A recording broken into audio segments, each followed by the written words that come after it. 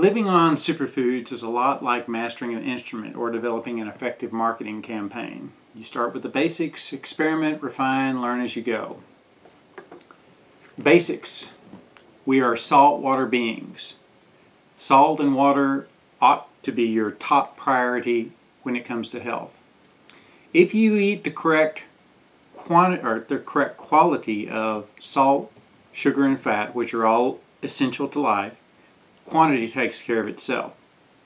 If you constantly desire something, then you require it. It may be, though, that the quality of nutrient you're eating is different than what your body requires. So as an experiment, try superfoods, see what happens. So salt, simple. Just replace all the salt in your salt shakers around the house.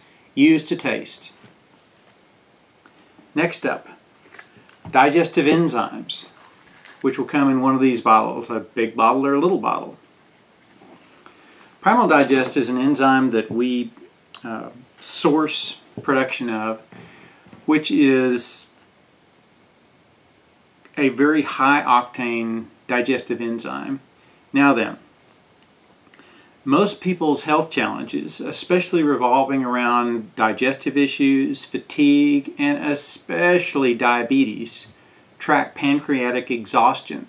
In other words, if your pancreas is exhausted and you eat food and you feel a food coma or a dip in your energy, what that means is that you have no enzymatic reserve or potential or profile to digest what you just put in your mouth. So two things you can do. First off, upgrade what you put in your mouth. Second is offload all your pancreatic energy onto digestive enzymes. Enzymes start the digestive process by breaking down food into its component nutrients. Probiotics, which is the salivarius, continue that process by breaking food down farther, then transporting the nutrients across the intestinal tract wall.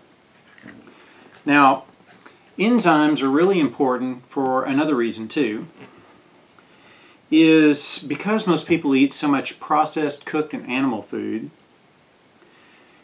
our pancreas can only do one of two things: deal with cooked, processed animal food or build metabolic enzymes for longevity activities.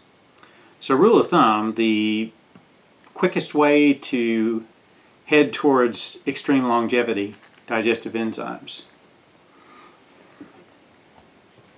Next up is Vitalize. Now this is a really interesting combination of herbs which breaks down the mucoid plaque or the glue in people's lymphatic systems. And it's a little bit of a long story. The short is that glue clogging up people's lymphatic systems is what leads to varying degrees of insomnia or light sleep. And deep, continuous sleep is where we do our regeneration, and we are about the business of longevity. So if you have any challenges with deep, continuous sleep, check out Vitalize. Next up is what I'm drinking right here, Chocolate Bliss. And you can actually go to radicalhealth.com/making-bliss to find out how I make mine. I make my Chocolate Bliss with Chocolate Bliss here in a container, Tocos, which is here in this container, and vanilla agave, which is in this container. So these three ingredients. And also, if you have had a lot of stress in your life, especially continuous, either low or high grade stress, you might try some guarana, or actually guarana is how it's pronounced in South America, to regenerate your adrenal glands. Now, Chocolate Bliss, I'll read off some of the ingredients right quick. Mine-gold cacao powder. Cacao is chocolate. No heat, no chemical solvents, fully fermented so that it's a pre-digested food rather than some sort of really odd stimulating caffeine substance. Whole coconut flour, rhodiola rosea, which is a high altitude grown herb in China they use for expanding respiratory or oxygen uptake and assimilation. Maca, sunflower salt, MSM, bioperine, vanilla powder, carob, tocos, camu camu, acerola, which are really strong vitamin C substances, and on and on and on. Chocolate has 1,200 cataloged active ingredients that operate on almost every receptor system, at least that we know of, in our body.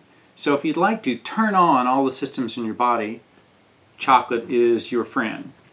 Tocos is really interesting because what this product is brown rice that has enzymatically been stripped of all its carbs and sugar, so that everything that's left is antioxidants, pure antioxidants. This is a very powerful longevity substance, and it also tastes really good. In sweet drinks, it adds a cream-like texture and flavor, like heavy cream. In savory or non-sweet dishes, it adds that cream-like effect of heavy cream and also cheeses. Vanilla agave, there's a lot of conversation about agave in the press right now, so I'll just give a quick mention of my thoughts about agave. All sweeteners digest using two facilities in our body: pancreas, liver. And all sweeteners use both these in parallel to some degree. White sugar hits pancreas hard and liver hard. Alcohol is a fast-acting sugar, so it typically just hits liver. There's no requirement of a pancreatic involvement. In fact, if you're an alcoholic, that really means you've lost your ability to metabolize sugar. Your pancreas is completely exhausted. You can't fix that with a 12-step program. You can fix it with enzymes. So my recommendation, if you're an alcoholic, quit your 12-step program. Take enzymes first. After you've fixed your alcoholism and your pancreas is rebooted, then if you'd like to go to a 12-step program, do. Now, agave nectar primarily involves liver function to digest. And the way agave works is it's very high in inulin, very powerful substance, which defers digestion into the lower intestine and liver. So for me anyway, I'd rather my pancreas be about the work of creating metabolic and longevity substances, and my liver, the powerhouse manufacturing plant that's supposed to handle heavy-duty lifting, I'd rather that take care of my sweeteners. We also have a plain vanilla agave, which is useful for baking applications, or, well, we don't actually cook anything ourselves. Preparation activities that require a sweetener which is neutral without vanilla. Now let's go on to some really interesting substances. Tissue rebuilding. To build collagen and cartilage and fluid passage integrity requires several substances. Vitamin C, we use camu camu and acerola. MSM, which is a pure sulfur compound derived from trees rather than the synthetic product out of Asia. And then also blue-green algae, which is either in a loose powder or capsules. Now, all these substances go towards building fluid passage integrity, and also blue-green algae is 65% protein by weight, and it's around 95% assimilable. So animal products vary from 20 to 40% protein, maybe a little higher in some cases. And especially after they're cooked, especially flesh products, your assimilation is about 5% or less, because the proteins are denatured and fused together through the heat.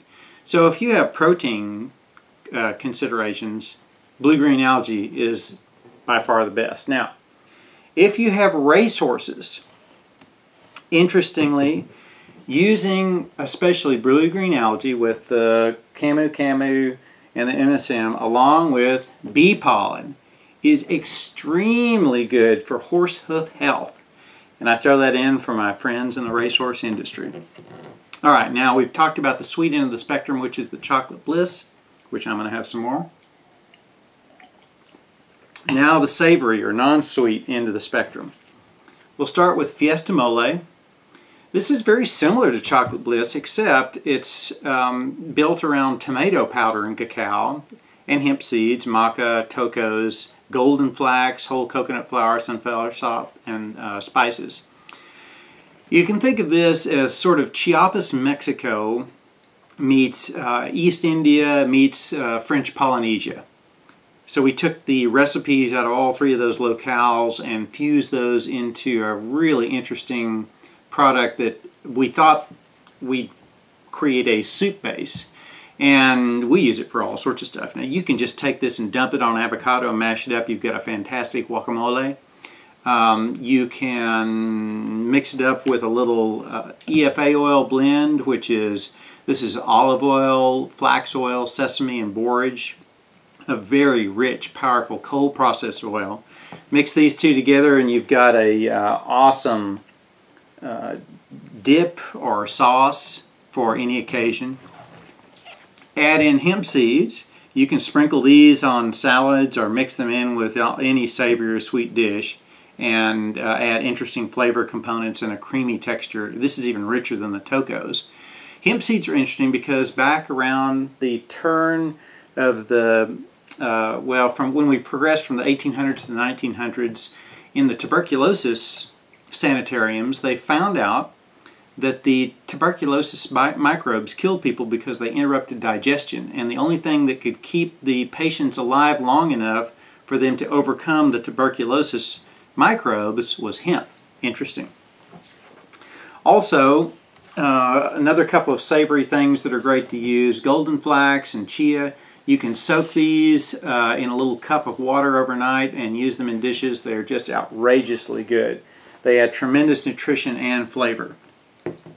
Now we'll wrap up with a little bit of consideration about energy. Seaweed energy is kelp and dulse powder. This is great for rebooting parathyroid and thyroid action. Enzymes are great and salt are great for regenerating adrenals, also guarana. And the seaweed energy is great for thyroid, parathyroid. And wrap up with vitamin B complex and vitamin D complex, which everybody knows what those are for. You must have these or everything else, all bets are off. So that's a quick overview of all the goodies in your big box of stuff.